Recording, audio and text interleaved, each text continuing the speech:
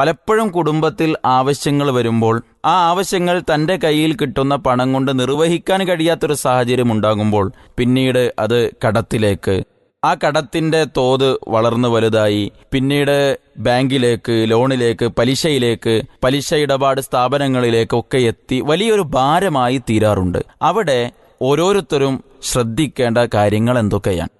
എന്താണ് ജീവിതമെന്ന് അറിയാത്തതാണ് ഇതിൻ്റെ അടിസ്ഥാന വിഷയം. യഥാർത്ഥത്തിൽ ഉള്ളതുകൊണ്ട് തൃപ്തികരമായി ജീവിക്കുകയാണ് എങ്കിൽ ആർക്കും ഇങ്ങനെയുള്ളൊരു സാഹചര്യത്തിലേക്ക് പോകേണ്ടി വരില്ല. ഒരു കുടുംബനാഥനാകുമ്പോൾ പല കുടുംബങ്ങളിലും കാണേണ്ട സ്വഭാവം, പ്രത്യേകിച്ച് ജോലിക്ക് പോവില്ല. പ്രത്യേകിച്ച് നമ്മുടെ വളർന്നു വരുന്ന യുവാക്കൾ ഇവിടെ നിന്ന് നമ്മുടെ നാട്ടിൽ നിന്ന് പുറത്തു പോയാൽ ജോലി ചെയ്യും. ഗൾഫിൽ എവിടെയെങ്കിലും പോയാൽ അവിടെ 10-18 മണിക്കൂർ കഠിനാധ്വാനം ചെയ്യാൻ, ആ വെയിൽ കൊള്ളാൻ ഒരു പ്രയാസമല്ല. എന്നാൽ അതേ ആൾ തന്നെ നാട്ടിലേക്ക് തിരിച്ചെത്തിയാൽ അവൻ അവിടെ എടുത്തിരുന്ന പണി മാത്രമല്ല, നമ്മുടെ സ്വന്തം വീട്ടിലുള്ള ജോലികൾ പോലും അത് അന്യസംസ്ഥാന തൊഴിലാളികൾ ആരെങ്കിലും കൊണ്ടുവന്ന് ചെയ്യിപ്പിക്കുക എന്നതാണ് അവരുടെ രീതി. സ്വന്തം വീട്ടിലെ കാര്യങ്ങൾ ചെയ്താൽ തന്നെ ഒരുപാട് പ്രശ്നങ്ങൾക്ക് പരിഹാരം കണ്ടെത്താൻ പറ്റും. കാരണം ഒന്ന്, നമുക്കൊരു ജോലി എന്നതായി, അതോടൊപ്പം അതിന് കൂലി കൊടുക്കേണ്ട പ്രയാസമില്ല. പക്ഷെ അത് കുറഞ്ഞു വന്നുകൊണ്ടിരിക്കുകയാണ്. ഒരു ചുളുവിൽ എങ്ങനെ കാശ് ഉണ്ടാക്കാമെന്നാണ് ഇന്ന് വളർന്നു വരുന്ന തലമുറ കണ്ടുകൊണ്ടിരിക്കുന്നത്. എങ്ങനെയെങ്കിലും ഫോൺ ചെയ്ത് എന്തെങ്കിലും ബ്രോക്കർ പണിയെടുത്ത് അങ്ങോട്ടും ഇങ്ങോട്ടും കുറേ കാര്യങ്ങൾ കബളിപ്പിച്ചും അല്ലാതെയും ഒക്കെ പറഞ്ഞ് ശരിയായ രീതിയിൽ കച്ചവടം ചെയ്യുന്നവരുണ്ട്. അവരെ മറന്നുകൊണ്ടല്ല പറയുന്നത്. എന്നാലും ഒരു വലിയ വിഭാഗത്തെ ഇങ്ങനെ തന്നെ നമുക്ക് കാണാൻ കഴിയും. അങ്ങനെ ആളുകളെ അങ്ങോട്ടും ഇങ്ങോട്ടും ഒക്കെ പറഞ്ഞ് പറ്റിച്ചുമൊക്കെ എങ്ങനെ ചുളിവിൽ കാശുണ്ടാക്കാൻ പറ്റുമെന്നതാണ്. അങ്ങനെയുള്ള ആളുകളാണ് ഇങ്ങനെയുള്ള കെണികളിലൊക്കെ പലപ്പോഴും പോയി പെടാറുള്ളത്.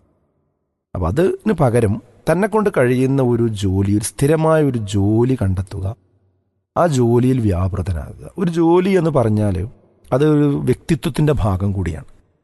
ജീവിതത്തിൽ ഒരു കൃത്യതയും ഒരു കൃത്യനിഷ്ഠതയും ഒരു നല്ല അവസ്ഥയും ഒക്കെ ഉണ്ടാകാൻ യഥാർത്ഥത്തിൽ ഒരു ജോലിയുള്ള ആൾക്ക് സാധിക്കും. പ്രത്യേകിച്ച് ജോലിയൊന്നും ഇല്ലയെന്നുണ്ടെങ്കിൽ അയാൾ രാവിലെ എണീറ്റ് കൊള്ളണമെന്നില്ല. കാരണം എന്തിനു എണീക്കണം? എവിടെയും പോകാനില്ല. അപ്പോൾ ഉറങ്ങും. ചില ആളുകൾ 8, 9, 10 മണി വരെ ഉറങ്ങിപ്പോവും. അങ്ങനെ ആ ഉറക്കത്തിൻ്റെ ഒരു ചടപ്പോട് കൂടിയായിരിക്കും എഴുന്നേൽക്കുക. എന്നിട്ട് എവിടെയെങ്കിലും അങ്ങാടി പോയിരിക്കുന്നൊരവസ്ഥ. അങ്ങനെ തൻ്റെ ആയുസ് വെറുതെ കണ്ട കടകൾക്ക് മുമ്പിലും പീഡികത്തിണ്ണയിലും അതുപോലെ തന്നെ ബസ് സ്റ്റോപ്പുകളിലുമൊക്കെ കളയുന്ന ഒരുപാട് ആളുകളെ കാണാൻ പറ്റും. അതിൽ നിന്ന് മാറിയിട്ട് നമ്മളൊരു ജോലി സ്വീകരിച്ചാൽ രാവിലെ ഇറങ്ങിയാൽ നമുക്ക് ആ ജോലിക്ക് രാവിലെ ഒരു പ്രത്യേക സമയമുണ്ടാവും.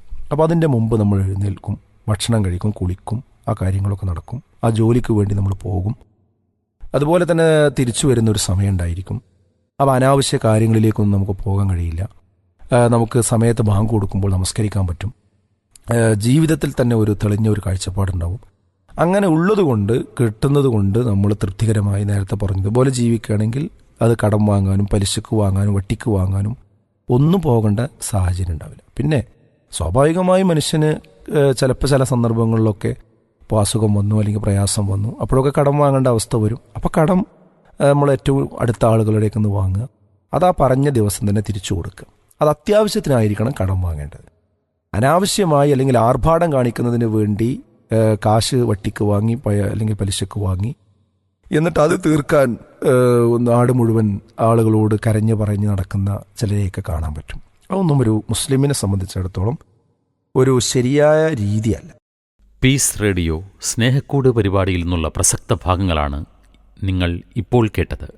ജീവിതത്തിൽ പ്രയാസങ്ങളും സങ്കടങ്ങളും ഉണ്ടാകാത്ത ഒരാളുമുണ്ടാവാനിടയില്ല. എന്നാൽ സങ്കടങ്ങൾ പങ്കുവെക്കാനും പരിഹാരം നിർദ്ദേശിക്കാനും ആരെങ്കിലുമുണ്ടെങ്കിൽ എന്തൊരാശ്വാസമായിരിക്കും.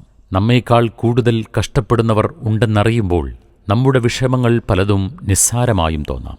സങ്കടങ്ങൾ പങ്കുവെക്കപ്പെടുമ്പോഴേ പാതി വിഷമം പരിഹരിക്കപ്പെട്ടുവെന്ന ആശ്വാസം വന്നുചേരും. പക്ഷേ അതിന് പറ്റിയ ഒരത്താണി കിട്ടുന്നില്ല എന്നതായിരിക്കും നിങ്ങളുടെ പ്രശ്നം. വിഷമിക്കേണ്ട, പീസ് റേഡിയോ നിങ്ങൾക്കൊപ്പമുണ്ട്. ഗൂഗിൾ പ്ലേ സ്റ്റോറിൽ നിന്നും പീസ് റേഡിയോ ആപ്പ് ഡൗൺലോഡ് ചെയ്യൂ. ഫീഡ്ബാക്ക് ഓപ്ഷൻ വഴി കമന്റ് ചെയ്യൂ.